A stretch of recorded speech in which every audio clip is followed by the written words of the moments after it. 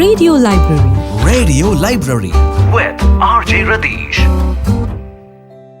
ഈ പദമ്പ് എന്ന വാക്കിനെ പറ്റിയിട്ട് നിങ്ങൾ കേട്ടിട്ടുണ്ടോ? പണ്ട് കാലത്ത് ജോലി കഴിഞ്ഞിട്ട് അവർ ചെയ്ത ജോലിയുമായി ബന്ധപ്പെട്ട കുറച്ചധികം കാര്യങ്ങളാണ് അവർക്ക് ശമ്പളമായി കിട്ടിയിരുന്നത്. നമ്മൾ കേട്ടിട്ടുണ്ടായിരിക്കും, കൊയ്ത്ത് കഴിഞ്ഞ് കറ്റമെതിക്കൽ കഴിഞ്ഞിട്ട് നെല്ല് അളന്നു കൊടുക്കുന്ന ഒരു പരിപാടിയുണ്ടല്ലോ. നെല്ല് അളന്നു കൊടുക്കുന്നതിന്റെ ഒരു വിഹിതം അല്ലെങ്കിൽ ഒരു ഭാഗം ഇത് പണിയെടുത്തവനാണ്. അപ്പൊ അതിനെയാണ് പദമ്പ് എന്ന വാക്ക് ചേർത്ത് പറയാൻ പറ്റുന്നത്. നമസ്കാരം, റേഡിയോ മലയാളം 98.6 ഇത് റേഡിയോ ലൈബ്രറി. നിങ്ങളുടെ കൂടെ ഞാൻ രതീഷ്. ഈ വാക്ക് ഇന്ന് പറഞ്ഞു തുടങ്ങാൻ കാരണം ഈ വാക്കുകൊണ്ട് വളരെ വ്യത്യസ്തമായൊരു പുസ്തകം പുറത്തിറങ്ങിയിരിക്കുകയാണ്. കുറച്ച് ചരിത്രം പറയുന്ന പുസ്തകമാണെന്ന് തന്നെ പറയാം. അതായത് 1893 മുതൽ 1934 വരെയുള്ള കഥയാണ് ഈ പുസ്തകത്തിലൂടെ പറയുന്നത്. ഒരുപാട് ചരിത്രം പറയുന്ന ഈ പുസ്തകം ഇന്ന് നമ്മൾ പരിചയപ്പെടാനായിട്ട് പോകുന്നു. ഈ പുസ്തകം ഇന്ന് പരിചയപ്പെടുത്താനായിട്ട് നമ്മുടെ കൂടെ എത്തിയിരിക്കുന്നത് ഒരുപാട് പുസ്തകങ്ങൾ പരിചയപ്പെടുത്തിയിട്ടുള്ള ബിജു പി മംഗലമാണ്. നമസ്കാരം, സ്വാഗതം റേഡിയോ ലൈബ്രറിയിലേക്ക്. നമസ്കാരം രതീഷ്. ഇന്ന് വളരെ സന്തോഷം തോന്നുന്നൊരു കാര്യം കൂടി തന്നെയാണ്. ബിജു പി മംഗലത്തിന്റെ ഏറ്റവും അടുത്ത സുഹൃത്തിന്റെ പുസ്തകമാണ് പരിചയപ്പെടാൻ പോകുന്നത്. ഇപ്പൊ എനിക്കൊന്ന് കേരളത്തിൽ ഏറ്റവും കൂടുതൽ ചർച്ചയായിക്കൊണ്ടിരിക്കുന്ന ഒരു പുസ്തകമാണ് പരിചയപ്പെടുത്താൻ പോകുന്നത്. തീർച്ചയായും ഏറെ സന്തോഷത്തോടുകൂടിയാണ് ഇന്ന് ഈ കർത്തവ്യം നിർവഹിക്കുന്നത്. പിന്നെ ഏത് പുസ്തകങ്ങൾ നമ്മുടെ മുമ്പിലേക്ക് എത്തുമ്പോഴും വായനയ്ക്ക് നമ്മളത് വിധേയമാക്കുമ്പോഴും ഒക്കെ മുമ്പ് നമ്മൾ നടത്തിയ പലതരത്തിലുള്ള വായനകളുടെ ചില ഭാഗങ്ങൾ അതിന്റെ കൂടെ തന്നെ നമ്മളിലേക്ക് എത്തും, അല്ലെങ്കിൽ കടന്നു വരും. അത്തരത്തിലുള്ള ഒരു കാര്യം സൂചിപ്പിച്ചുകൊണ്ടാണ് ഞാൻ പദമ്പ് എന്ന് പറയുന്ന പുസ്തകം വായിച്ചു തുടങ്ങിയപ്പോൾ, അല്ലെങ്കിൽ വായിച്ചു കഴിഞ്ഞപ്പോൾ എനിക്ക് തോന്നിയ ചില കാര്യങ്ങൾ പറഞ്ഞുകൊണ്ട് പദമ്പിലേക്ക് എത്താമെന്ന് കരുതുകയാണ്. നമ്മുടെ ദസ്തേവ്സ്കിയുടെ കുറ്റവും ശിക്ഷയും എന്ന പ്രശസ്തമായ നോവലൊരു ഹൃദയസ്പർശിയായ രംഗമുണ്ട്. സോണിയെ കാണുവാൻ അവരുടെ വീട്ടിലെത്തിയ റസ്കോൾനിക്കോവ് സോണിയയുടെ കടുത്ത ദാരിദ്ര്യവും കുഞ്ഞുങ്ങളുടെ വിശപ്പും ദുരിതവും നിസ്സഹായതയും കണ്ട് ഉലഞ്ഞു പോകുന്ന വികാരതീവ്രമായ രംഗം.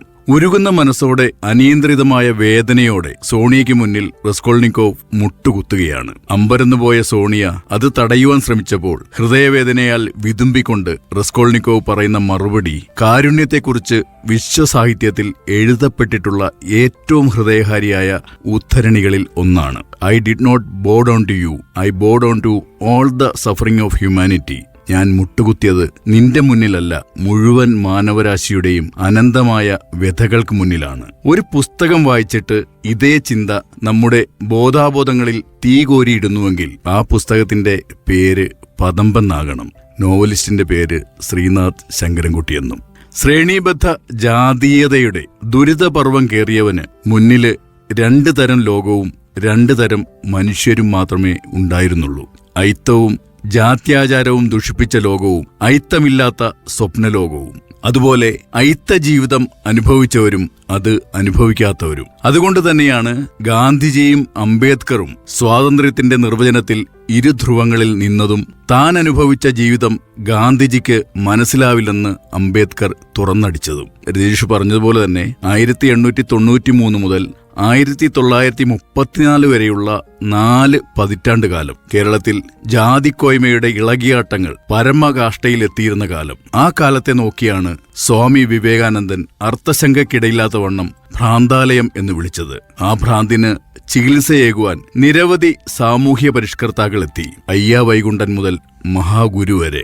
മഹാഗുരുവിനെയും കടന്ന് സയൻസ് ദശകമെഴുതി സഹോദരനയ്യപ്പൻ സോദരത്വത്തിന്റെ നിറവായി. പിന്നെ അത് പകർന്നേകി നാടിനെ തപിപ്പിച്ച് നിർമ്മലമാക്കിയ ആ കാലം. കണ്ടതിലെയും കൊണ്ടതിലെയും നന്മകളെ സംശീകരിച്ച് നിരന്തരം നവീകരിക്കപ്പെട്ട് ഉർവരമാക്കപ്പെട്ട് നമ്മളിങ്ങനെ നമ്മളായ കാലം. ആ കാലത്തിലേക്കുള്ള നാൾവഴികളാണ് പദമ്പിലൂടെ ശ്രീനാഥ് കോറിയിടുന്നത്.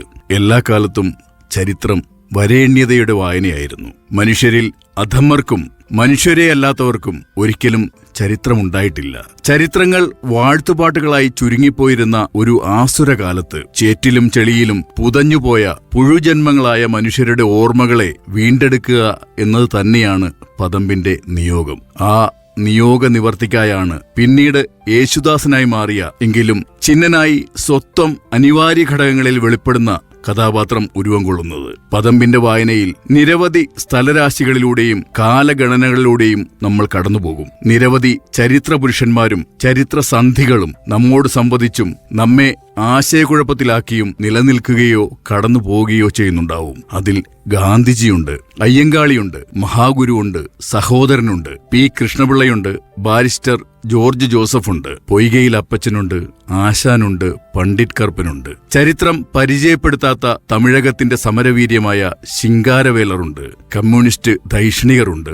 അങ്ങനെ പലരും പലതുമുണ്ട്. ചിന്നനെ തൊടുന്ന വായനക്കാരിലേക്ക് ഇരമ്പിയാർത്ത് നിൽക്കുന്ന കടൽക്കോളുകൾ ഊക്കോടെ പെയ്യുന്നു. ആ ശക്തിയിൽ വായനക്കാരൻ ജീവിതക്കെടുതികളുടെ മഹാകയങ്ങളിലേക്ക് വീണാണ്ടുപോവുകയാണ്. വിശപ്പിന്റെയും ദാരിദ്ര്യത്തിന്റെയും നിസ്സഹായതയുടെയും പ്രത്യാശാരഹിത മുനമ്പുകളിൽ നിന്ന് കൂലി കൂട്ടിച്ചോദിച്ച് കെട്ടടങ്ങിയവരുടെ, പട്ടുപോയവരുടെ ആന്തരിക പ്രതിരോധങ്ങൾ ബാഹ്യ പ്രതിരോധങ്ങൾക്ക് കാരണമാവുകയും അടിമത്തത്തിൽ നിന്നും സ്വാതന്ത്ര്യബോധത്തിലേക്ക് ഒരു ജീവസമൂഹം വഴിതെളിക്കപ്പെടുകയും ചെയ്ത ദശാസന്ധിയാണ് പദമ്പിന്റെ നിലപാട് തറ. ഔദ്യോഗിക പ്രകാശനത്തിനു മുമ്പ് തന്നെ 2ാം പതിപ്പ് ഇറങ്ങുക എന്ന സവിശേഷത പേറുന്ന കൃതി കൂടിയാണ് പദമ്പ്. വ്യക്തിപരമായി ഏറെ പ്രിയപ്പെട്ടവനായ നോവലിസ്റ്റ് ശ്രീനാഥിനെക്കുറിച്ച് ഒന്ന് ചുരുക്കി പറഞ്ഞ് നമുക്ക് പദമ്പിലേക്ക് തിരികെ എത്താം. എറണാകുളം ജില്ലയിലെ കോട്ടുവള്ളിയിൽ ചിറ്റൂർ നെല്ലുവേലിൽ ശ്രീ ശങ്കരൻകുട്ടിയുടെയും കോട്ടുവള്ളി നമ്പ്യാട്ട് ശ്രീമതി ആനന്ദവല്ലിയുടെയും മകനായി ജനനം. Kottuvally government UP school, Paravur Samooham high school, Aluva UC college, Kalamassery government polytechnic, BITS Pilani എന്നിവിടങ്ങളിൽ പഠനം. നിലവിൽ ഖത്തറിൽ പെട്രോകെമിക്കൽ മേഖലയിൽ കോർപ്പറേറ്റ് സ്ട്രാറ്റജി വിഭാഗം തലവനായി ജോലി ചെയ്യുന്നു. കവയിത്രി കൂടിയായ അനിതയാണ് ഭാര്യ. അനിതയുടെ പ്രഥമ കവിതാ സമാഹാരവും പ്രകാശനത്തിന്റെ ഒരുക്കത്തിലാണ്. മക്കൾ ശ്വേത, ശ്രദ്ധ, ശ്രിത. കാമ്പുള്ള കഥകളുമായി ആനുകാലികങ്ങളിൽ സ്ഥിരം സാന്നിധ്യമായിരുന്ന ശ്രീനാഥിന്റെ ആദ്യ നോവലാണ് പദമ്പ്. ഏറ്റവും അടുത്ത സുഹൃത്താണ്. ഈ പുസ്തകം എഴുതാൻ എന്തേ വൈകിയെന്ന് ചോദിച്ചിട്ടുണ്ടായിരിക്കും. 10 വർഷത്തോളം എടുത്തെന്ന് തോന്നുന്നു ശങ്കരൻകുട്ടി ഇത് എഴുതിയെടുക്കാൻ വേണ്ടിയിട്ട്, അല്ലേ? അതിനും ചില കാരണങ്ങളുണ്ടാവും. എപ്പോഴും എന്താ നമുക്ക് പറയാൻ കഴിയുക, ഒരു എഴുത്തുകാരന് ലോകത്തോട് പറയുവാൻ എന്തെങ്കിലും ഉണ്ടാകുമ്പോഴും അത് പറയാതിരിക്കാൻ അവന് കഴിയില്ല എന്ന അവസ്ഥ രൂപപ്പെടുമ്പോഴുമാണ് ഒരു സാഹിത്യ സൃഷ്ടി ജനിക്കുക എന്ന് സാധാരണയായിട്ട് പറയാറുണ്ട്. ഇത് തന്നെയായിരിക്കാം ശ്രീനാഥിന്റെ കാര്യത്തിലും സംഭവിച്ചിട്ടുള്ളതെന്നാണ് എനിക്ക് അദ്ദേഹമായിട്ടുള്ള ഒരു സംസാരത്തിനിടയിൽ മനസ്സിലായത്. കൃത്യമായിട്ട് പറഞ്ഞു കഴിഞ്ഞാൽ ശ്രീനാഥിനെ ഈ പദമ്പിലേക്ക് എത്തിച്ചതിന് 3 കാരണങ്ങളുണ്ട്. ഓരോന്നായിട്ട് തന്നെ നമുക്ക് വിശദമായിട്ട് പറയാമെന്ന് കരുതുകയാണ്. ശ്രീനാഥിനെ ഒരു നോവൽ രചനയിലേക്ക് എത്തിച്ച ഉൾപ്രേരണകളെക്കുറിച്ച് ശ്രീനാഥ് തന്നെ വിശദമാക്കിയിട്ടുണ്ട്. അതിൽ ആദ്യത്തേത് ഒരു അക്കാദമികമായ സംശയമാണ്. 1924 മാർച്ച് 30 തുടങ്ങി 603 ദിവസം നീണ്ടുനിന്ന അയിത്താചാരത്തിനെതിരെ നടന്ന ഏറ്റവും വലിയ പ്രക്ഷോഭങ്ങളിലൊന്നായിരുന്നു വൈക്കം സത്യാഗ്രഹം. ക്ഷേത്രത്തിലേക്കുള്ള പൊതുവഴികളിലൂടെ സമൂഹത്തിലെ എല്ലാ വിഭാഗങ്ങൾക്കും വഴി നടക്കുവാനുള്ള അവകാശം ലഭ്യമാക്കുക എന്നതായിരുന്നു സത്യാഗ്രഹ ലക്ഷ്യം. 2018 വരെ കേരളത്തിന്റെ ഏറ്റവും ഭീതിതമായ ഓർമ്മയായിട്ട് ഉണ്ടായിരുന്ന ഒരു കാര്യമാണ് 99 വെള്ളപ്പൊക്കം. കൊല്ലവർഷം 1099 പ്രളയമായിരുന്നു 20ാം നൂറ്റാണ്ടിൽ കേരളം കണ്ട ഏറ്റവും വലിയ പ്രളയം. 1099 കർക്കിടകം 1 തുടങ്ങി 3 ആഴ്ചയോളം നീണ്ടുനിന്ന പേമാരിയിലും പ്രളയത്തിലും കേരളത്തിലെ താഴ്ന്ന ഭാഗങ്ങൾ മുഴുവനും മുങ്ങിപ്പോയിരുന്നു. സമുദ്രനിരപ്പിൽ നിന്നും 6500 അടി വരെ ഉയരമുള്ള മൂന്നാറിലെ തേയിലത്തോട്ടങ്ങളിൽ വരെ അന്ന് വെള്ളം കയറിയിരുന്നു. തിരുവിതാംകൂറിലെ ഏറ്റവും താഴ്ന്ന പ്രദേശങ്ങളിൽ ഒന്നാണ് വൈക്കം. കൊല്ലവർഷം 1099 കർക്കിടകം എന്നത് 1924 ജൂലൈ ഓഗസ്റ്റ് മാസങ്ങളായി വരും. അതായത് വൈക്കം സത്യാഗ്രഹം കത്തിക്കയറി നിന്ന കാലം. എങ്കിൽ 99 പ്രളയകാലത്ത് വൈക്കം സത്യാഗ്രഹം മുടങ്ങാതെ നടന്നിരുന്നു എന്ന ശ്രീനാഥിന്റെ കേവല സംശയത്തിൽ തുടങ്ങിയത് ഒരു വലിയ അന്വേഷണത്തിന്റെ തുടക്കമായി മാറുകയായിരുന്നു. അവസാനം ഉത്തരത്തിലെത്തിച്ചേർന്നു. സത്യാഗ്രഹ സ്ഥലത്തും അന്ന് വെള്ളം കയറിയിരുന്നു. നെഞ്ചൊപ്പം. ആ നെഞ്ചൊപ്പം വെള്ളത്തിൽ 3 ജാതിയിൽപ്പെട്ട 3 സത്യാഗ്രഹികൾ കൈകൾ കോർത്ത് ക്ഷേത്രവഴിയിൽ പ്രവേശിക്കുകയും നെഞ്ചൊപ്പം വെള്ളത്തിൽ നിന്ന് പോലീസുകാർ അവരെ അറസ്റ്റ് ചെയ്യുകയും നെഞ്ചൊപ്പം വെള്ളത്തിൽ നിന്ന് സമരാനുകൂലികൾ സത്യാഗ്രഹികൾക്ക് അഭിവാദ്യമർപ്പിച്ച് ഉച്ചത്തിൽ മുദ്രാവാക്യം വിളിക്കുകയും ചെയ്തിരുന്നു. കാറ്റിലും കോളിലും മഴയിലും വെയിലിലും പേമാരിയിലും പ്രളയത്തിലും കൊടിപ്പടം തെല്ലുപോലും താഴ്ത്താതെ ഉയർന്നു ജ്വലിച്ചു നിന്ന ഉജ്ജ്വല സമരമായിരുന്നു വൈക്കം സത്യാഗ്രഹം. പക്ഷേ ചരിത്രത്തിന്റെ ഒരു താളിലും ഇത്തരം സഹനങ്ങളുടെ ഒരു ചരിതവും നമ്മൾ കണ്ടിട്ടില്ല, കേട്ടിട്ടില്ല. ഈ ഇരുൾ നിറഞ്ഞ അടരുകളിലേക്ക് വെളിച്ചം വീശുക എന്നതിന് ഭൂതകാലത്തെ കുറച്ചുകൂടി സത്യസന്ധമാക്കുക എന്നൊരു അർത്ഥം കൂടിയുണ്ട്. നമ്മുടെ ചരിത്ര വായനയിൽ നമ്മുടെ കണ്ണിൽ എത്തുന്നത് ലംബ പ്രക്ഷേപങ്ങൾ മാത്രമാണ്. അതായത് പോയ കാലങ്ങളിൽ സംഭവിച്ച സംഭവങ്ങൾ, ഒക്ടോബർ വിപ്ലവം, പഴശ്ശിയുടെ പ്രതിരോധങ്ങൾ, അക്ബറിന്റെ ഭരണകാലം തുടങ്ങി അനേക തുരുത്തുകളായാണ് നമ്മുടെ മുന്നിൽ ചരിത്രം അനാവരണം ചെയ്യപ്പെട്ടിട്ടുള്ളത്.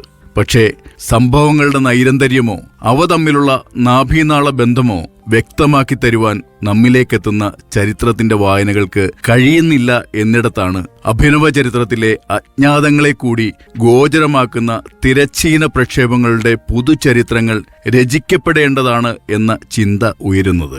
ഇത്തരത്തിൽ ജീവസമൂഹങ്ങളുടെ ഭൂതകാലങ്ങളുടെ സമഗ്ര ചിത്രങ്ങൾ ചേർത്തുവെക്കുമ്പോൾ മാത്രമാണ് ചരിത്രം ചരിത്രമാകുക. രണ്ടാമത്തെ കാര്യം, ചരിത്രരചനയിൽ തമസ്കരിക്കപ്പെട്ടു പോകുന്ന ത്യാഗജീവിതങ്ങളെക്കുറിച്ചുള്ള ചിന്തകളാണ്. അതിനുള്ള ഏറ്റവും നല്ല ഉദാഹരണമാണ് പതമ്പിലെ നെടുഞ്ഞരമ്പായി തെളിയുന്ന കേളപ്പനാശാൻ. തെക്കൻ കേരളത്തിൽ നടന്ന നവോത്ഥാന പ്രവർത്തനങ്ങളിലോ ദേശീയ പ്രസ്ഥാന പ്രവർത്തനങ്ങളിലോ ഒഴിച്ചുകൂടുവാൻ കഴിയാത്ത നാമമാണ് കേളപ്പനാശാൻ. 1917 മെയ് 29 പന്തിഭോജനം ചെറായിൽ നടക്കുമ്പോൾ 25 പേരെ നയിച്ചെത്തി അതിന് കാവൽ നിന്ന ധീരൻ, പന്തിഭോജനത്തിനെതിരെയുള്ള അക്രമങ്ങളെ അടിച്ചൊതുക്കിയ ധൈര്യശാലി, ഐത്തത്തിനും അനാചാരങ്ങൾക്കുമെതിരെയുള്ള പ്രചരണത്തിന് പുതിയ കലാരൂപമായി കഥാപ്രസംഗം എന്ന കല അവതരിപ്പിക്കപ്പെടണം എന്ന് ഡോക്ടർ പൽപ്പു നിർദ്ദേശിച്ചപ്പോൾ വരും വരായികളെക്കുറിച്ചുള്ള ഉത്തമ ബോധ്യത്തോടുകൂടി തന്നെ തന്റെ മുറ്റത്ത് ആദ്യ കഥാപ്രസംഗം നടത്താമെന്ന് ഉച്ചത്തിൽ പറഞ്ഞ എന്തിനും പോന്നവൻ, എല്ലാ ജാതി മതസ്ഥർക്കും പ്രവേശനമുള്ള ആദ്യ സ്കൂളായ സരസ്വതി വിലാസം സ്കൂളിന്റെ നടത്തിപ്പുകാരൻ, നവോത്ഥാന പ്രവർത്തനങ്ങളിൽ എല്ലാം നെടുനായകത്വം വഹിച്ച കേളപ്പനാശാനെ പോലുള്ളവരെ എത്ര തെരഞ്ഞാലും കിട്ടാത്ത ചരിത്രം ചരിത്രമാകില്ല. ആ തിരിച്ചറിവും അത്തരം ത്യാഗജന്മങ്ങൾ അടയാളപ്പെടുത്തേണ്ടവരാണെന്ന ബോധ്യവും പതമ്പിന് കാരണമായി മാറിയിട്ടുണ്ട്.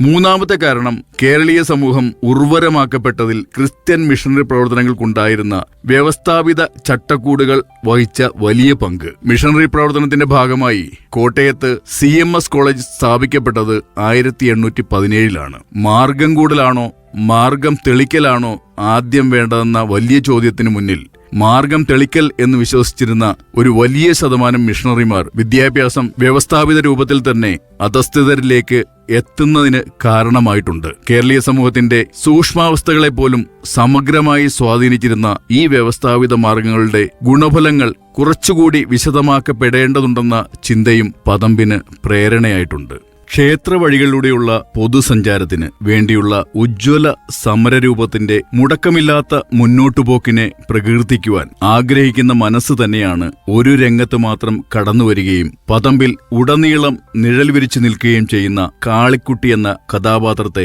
പതമ്പിന്റെ ചരിത്രം പറച്ചിലിന്റെ കാരണമായി മാറ്റിയതും. ചിറ്റൂരപ്പന്റെ അമ്പല നടവഴിയിലൂടെ സഞ്ചരിച്ചു എന്ന കുറ്റത്തിന് നായർ ചട്ടമ്പികളാൽ തല്ലിക്കൊല്ലപ്പെട്ട കാളിക്കുട്ടി, ചിരുതയ്ക്ക് പേറ്റുനോവ് തുടങ്ങിയെന്നറിഞ്ഞ് പണിയെടുത്തിരുന്നിടത്തു നിന്ന് ധൃതിപ്പെട്ട് അമ്പലവഴിക്കപ്പുറം 2 പറമ്പ് ചാടിയാൽ വയറ്റാട്ടിയുടെ വീടാണല്ലോ എന്ന ചിന്തയിൽ ആരും കാണില്ലെന്ന അമിത വിശ്വാസത്തിൽ അമ്പലവഴി ചാടിക്കടന്ന് അമ്പലവാസിയായ നമ്പീശന്റെ കണ്ണിൽപ്പെട്ട് പിന്നീട് തച്ചുകൊല്ലപ്പെട്ട കാളിക്കുട്ടി. നിസ്സഹായതകളുടെ മുനമ്പിൽ നിൽക്കുമ്പോഴും പ്രതികാര ദുർഗയായി മാറുന്ന ചിരുത മധുരാപുരി ചുട്ടരിച്ച കണ്ണകി എന്ന ബിംബത്തിന്റെ എല്ലാ കാലങ്ങളിലുമുള്ള തുടർച്ചയായി മാറുന്നുണ്ട്. ഒപ്പം പതമ്പ് പറഞ്ഞു വെക്കുന്ന വിഷയത്തിന്റെ ജീവിത പകർച്ചയായും.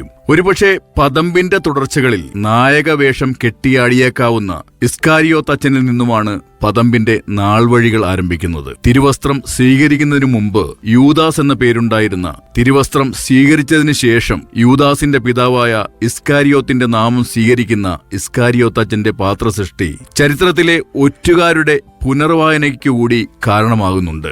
29-ാം അധ്യായത്തിൽ ദാസൻ താട്ടൻ എന്നല്ല യൂദാസൻ താട്ടൻ എന്നാണ് എല്ലാവരും പരിഹസിക്കുന്നത് എന്ന് റപ്പേൽ പദം പറഞ്ഞപ്പോൾ അതിനുത്തരമായി മനുഷ്യകുലത്തിനായി പീഡനവും വേദനയും ഏറ്റുവാങ്ങുക എന്ന ദൈവവിധി കർത്താവ് നടപ്പിലാക്കിയപ്പോൾ അതിന് കാരണക്കാരനായ കർത്താവിന്റെ പ്രിയ ശിഷ്യനായാണ് യൂദാസിനെ പദമ്പ് പുനർവായിക്കുന്നത്. നടന്ന് നടന്ന് വഴിയായി തീർന്നവ മാത്രമായിരുന്നില്ല ശരിയായ വഴികളെന്ന ബോധ്യപ്പെടലുകൾ. പദമ്പ് എന്ന നോവൽ വിപുലമായ സ്ഥലകാല ബന്ധങ്ങളെയും അനുഭവതലങ്ങളെയും സ്ഥലരാശികളെയും കൂടി പ്രതിബിംബിക്കുന്നതാണ്. ദേവാലയത്തിലെ ധൂപത്തിന്റെ മണം പോലെ, പൊക്കാളിപ്പാടത്തെ ചെളിയുടെ മണം പോലെ, ഉണക്കച്ചെമ്മീൻ മണം പോലെ, റപ്പേലിന്റെയും ഫ്ലോറിയുടെയും മണം പോലെ അനേകമനേകം മണങ്ങളോട് ചേർന്ന് ആവർത്തിക്കപ്പെടുന്ന ജീവിതചര്യകളുടെ ചാക്രികതയിൽ നിന്ന് പുറത്തു കടക്കുവാനാകാതെ പോകെ പോകെ അത് തങ്ങളുടെ ജീവിത നിയോഗങ്ങൾ ആണെന്ന് ധരിച്ചു പോകുന്ന ജനതയുടെ പൊതുബോധങ്ങളിൽ നിന്നും കുതറിത്തെറിക്കുകയും വീണ്ടും ആ ചാലിൽ തന്നെ വീണ് അഴുക്കുവെള്ളത്തോടൊപ്പം ശാന്തമായി ഒഴുകുകയും ചെയ്യുന്ന വിചിത്ര കഥാപാത്രമാണ് ചിന്നൻ എന്ന യേശുദാസ്. 19-ാം നൂറ്റാണ്ടിന്റെ അവസാനത്തെ 40 വർഷക്കാലം ഇന്ത്യയുടെ ദേശീയ ജീവിതത്തെ കുറച്ചും കേരളത്തിന്റെ നവോത്ഥാന പരിസരങ്ങളെ കൂടുതലും കേന്ദ്രീകരിച്ചാണ് പദമ്പ് വളരുന്നത്. ഇവയുടെയൊക്കെ ഭാഗമായ അവയുടെയൊക്കെ ഗതി നിർണയിച്ചിരുന്ന വലിയ മനുഷ്യരുടെ വലിയൊരു നിര തന്നെ പദമ്പിൽ വന്ന് നിറയുന്നുണ്ട്. മഹാത്മാഗാന്ധിയും രാമസ്വാമി നായിക്കും അയ്യൻകാളിയും ശ്രീനാരായണ ഗുരുവും സഹോദരനയ്യപ്പനും ബാരിസ്റ്റർ ജോർജ് ജോസഫും ആശാനും ഡോക്ടർ പൽപ്പുവും പണ്ഡിറ്റ് കർപ്പനും എസ് എ ഡാംഗെയും ശിങ്കാരവേലരും തുടങ്ങി ഒടുങ്ങാതെ നീളുന്ന നീണ്ട നിര. ഇവരെ ഉൾക്കൊണ്ടു നിൽക്കുന്ന സ്ഥലരാശി കോട്ടയവും തിരുവനന്തപുരവും മുതൽ മദ്രാസും സബർമതിയും വരെ വിസ്തൃതമായ പ്രദേശമായിരുന്നു. ഇതിന് സമാന്തരമായി മറ്റൊരു അനുഭവതലത്തെ പേറുന്ന സ്ഥലരാശിയുണ്ട്. ചേരാനല്ലൂർ മുതൽ ഗോതുരുത്ത് വരെയുള്ള കായൽ നിലങ്ങളും പുഴയോരങ്ങളും പാടവരമ്പുകളും ചെമ്മീൻ കെട്ടും ഒക്കെ ചേരുന്ന സ്ഥലരാശി. ജീവിത സ്പന്ദനങ്ങൾ മിഴിവോടെ പൂക്കുന്നതും നിരാശയിൽ പട്ടുപോകുന്നതും ഈ തലത്തിലാണ്. ദളിത് ജീവിത സ്ഥലികൾ എന്ന് വിശേഷിപ്പിക്കാൻ കഴിയുന്ന ഇടങ്ങൾ. ഈ ഇരു സ്ഥലരാശികൾക്കും അനുഭവങ്ങൾക്കുമിടയിൽ അരങ്ങേറുന്ന ജീവിതമാണ് നോവലിന്റെ ഇതിവൃത്തം. പദമ്പിലെ മുഖ്യ കഥാപാത്രമായ ചിന്നൻ എന്ന യേശുദാസൻ ഈ തലങ്ങൾക്കിടയിൽ സഞ്ചരിക്കുന്ന ആളാണ്. ചേരാനല്ലൂരിലെ പാടവരമ്പത്ത് നിന്ന് കോട്ടയത്തെ സഭാ നേതൃത്വത്തിലേക്കും അയാൾ എത്തിപ്പെടുന്നു. അവിടെ നിന്ന് വീണ്ടും തന്റെ വേരുകൾ പതിഞ്ഞുകിടക്കുന്ന മണ്ണിന്റെ പശ്ചിമകളിലേക്കുള്ള തിരികെ സഞ്ചാരം ആവർത്തിക്കുന്നുമുണ്ട്. ഇത്തരം സഞ്ചാരങ്ങൾ ബോധപൂർവമല്ലാതെ യേശുദാസനെ പുതുക്കി പണിയുന്നുണ്ട്. തന്റെ പുതുക്കപ്പെടലുകൾ തന്റേതായ ഇടങ്ങളെ പുതുക്കി പണിയാനുള്ള ഊർജമായും അയാൾ മാറ്റാറുണ്ട്. ഈ നിരന്തര സഞ്ചാരങ്ങളുടെ കൂടി ബാക്കി പത്രം എന്ന നിലയിൽ നിർണായകമായ പരിവർത്തനങ്ങൾ അവിടെയുള്ള മനുഷ്യരിലും അവരുടെ ജീവിത പരിസരങ്ങളിലും സംഭവിക്കുന്നുണ്ട്. നോവലിന്റെ തുടക്കത്തിൽ കാണുന്ന നിസ്സഹായവും പീഡിതവുമായ കീഴാള ജീവിതത്തിന്റെയും ജാതി പേക്കൂത്തുകളുടെയും വേദിയല്ല നോവലിന്റെ അന്തിമഘട്ടത്തിലെ അനുഭവതലം. ഭൗതികമായി ഒട്ടൊക്കെ അതേ നിലയിൽ തന്നെ തുടരുമ്പോഴും അവിടുത്തെ മനുഷ്യരുടെ ആന്തരികാവസ്ഥ അപ്പാടെ മാറിക്കഴിഞ്ഞിരുന്നു. അഭിമാനബോധവും സംഘടനാശേഷിയും ഉത്തരവാദിത്വവുമുള്ള ഒരു പുതിയ ജനവിഭാഗമായി അവർ രൂപപ്പെട്ടു കഴിഞ്ഞിരുന്നു. മുഖ്യധാരാ ജീവിതത്തിന്റെ പ്രാന്തഭൂമികയിൽ നിന്നും സ്വതന്ത്രമായ ഉൽപാദനത്തിന്റെയും സംഘടിതാധ്വാനത്തിന്റെയും കീഴാള കർത്തൃത്വത്തിന്റെയും കൊടിക്കൂറയേന്തിയ പുതിയ ആകാശവും പുതിയ ഭൂമിയും അവിടെ പിറവിയെടുക്കുകയായിരുന്നു. നോവലിന്റെ നാൾവഴികളുടെ അങ്ങേയറ്റത്ത് ഈ പരിവർത്തനങ്ങളെ സാധ്യമാക്കുന്ന ചരിത്ര പ്രക്രിയകളുടെ ആകെ തുകയായാണ് യേശുദാസന്റെ ജീവിതം നിലനിൽക്കുന്നത്. വിവിധ സ്ഥലരാശികളും അനുഭവതലങ്ങളിലും കയറിയിറങ്ങി തിടംകൊള്ളുന്ന പുതുലോകത്തിന്റെ പരിണാമകഥ തന്നെയാണ് പദമ്പ് പറയുന്നത്. ചിന്നനുമേലെ വൈകാരിക തലങ്ങൾ സൃഷ്ടിച്ചുകൊണ്ട് കുടിപാർക്കുന്ന നിരവധി കഥാപാത്രങ്ങൾ പദമ്പിന്റെ കെട്ടുറപ്പിന് ബലമേകുന്നുണ്ട്. കാളിക്കുട്ടി, ചിരുത, ഫ്ലോറി, കേളപ്പനാശാൻ, കറിയ, അങ്ങനെ നീളുന്നു ഈ കഥാപാത്രങ്ങളുടെ നിര. പദമ്പിന്റെ ഭാഷ സവിശേഷ പരാമർശം അർഹിക്കുന്ന ഒന്നു തന്നെയാണ്. ഓരോ വാചകം വായിക്കുമ്പോഴും മിഴിവേകുന്ന ഒരു ദൃശ്യം നമ്മുടെ മുന്നിലേക്ക് പ്രത്യക്ഷമാക്കുന്ന തരത്തിലുള്ള ദൃശ്യപരതയാണ് പദമ്പിന്റെ ഭാഷയുടെ ഏറ്റവും വലിയ പ്രത്യേകത.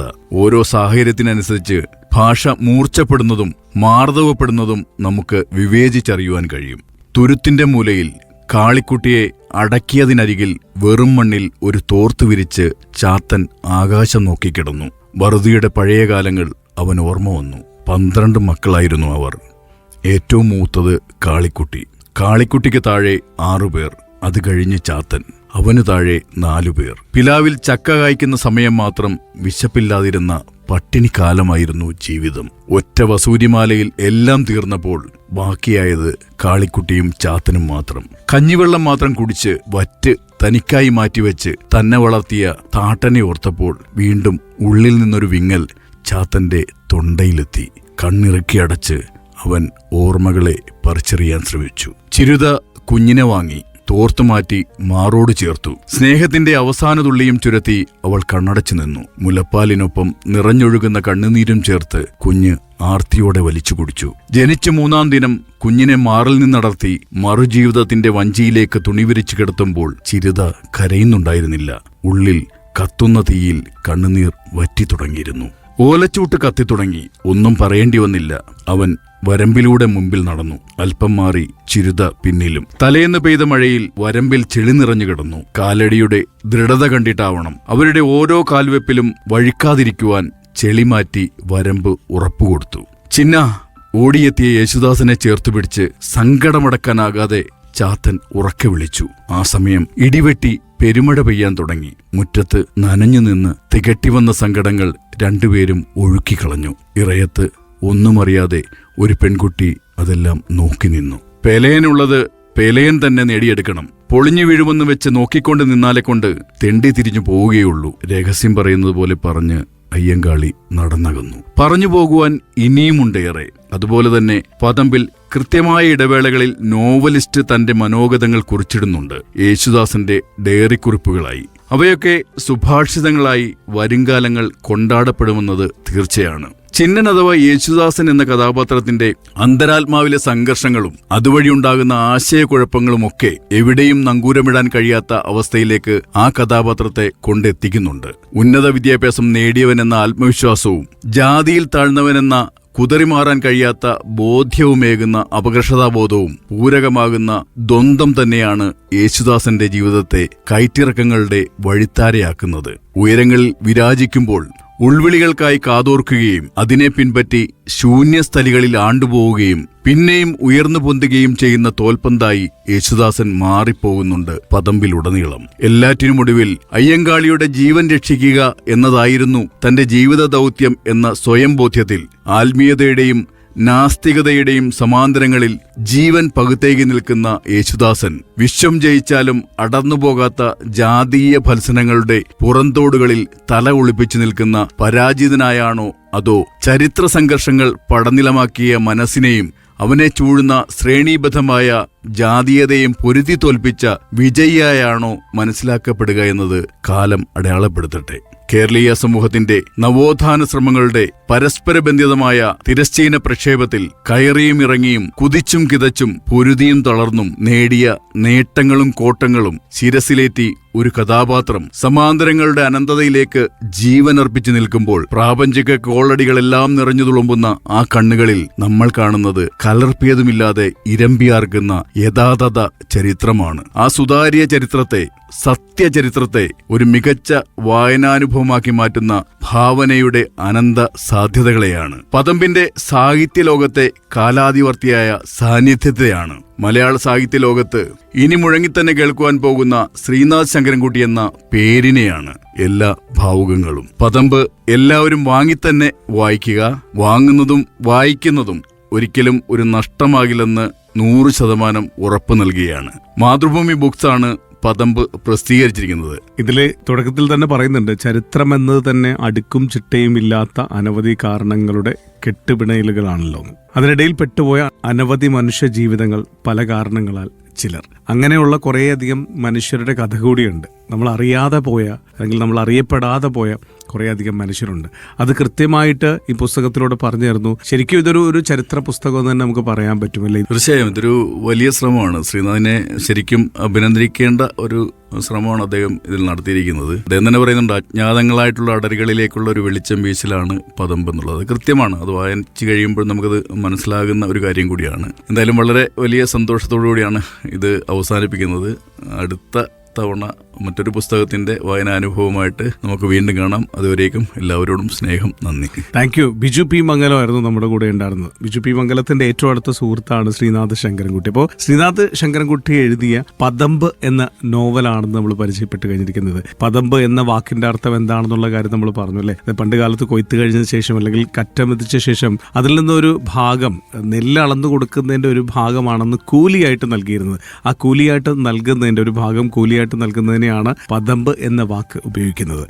അപ്പോൾ ആ പദമ്പ് നമുക്ക് ഇതിലൂടെ പറഞ്ഞു തരുന്നുണ്ട് കുറേയധികം കാര്യങ്ങൾ. ചരിത്രം കൂടി അളന്ന് നമുക്ക് നൽകുന്ന ഒരു നോവലാണ് നമുക്ക് വിശേഷിപ്പിക്കാനായിട്ട് പറ്റും. എല്ലാവരും ഇത് വായിക്കുക. പ്രത്യേകിച്ച് നമ്മുടെ ഖത്തറിലെ പ്രവാസിയാണ് ശ്രീനാഥ് ശങ്കരൻകുട്ടി എന്നുള്ള കാര്യം കൂടിയുണ്ട്. അതുകൊണ്ട് നമ്മുടെ പ്രിയപ്പെട്ട ഒരാളുടെ പുസ്തകം കൂടി തന്നെയാണ്. നിങ്ങളെല്ലാവരും വായിക്കുക എന്നുള്ള കാര്യം കൂടി അറിയിക്കുന്നു. അടുത്ത ആഴ്ച മറ്റൊരു പുസ്തകവും മറ്റൊരു അതിഥിയായിട്ട് എത്തിച്ചേരാം. Thank you. ബൈ.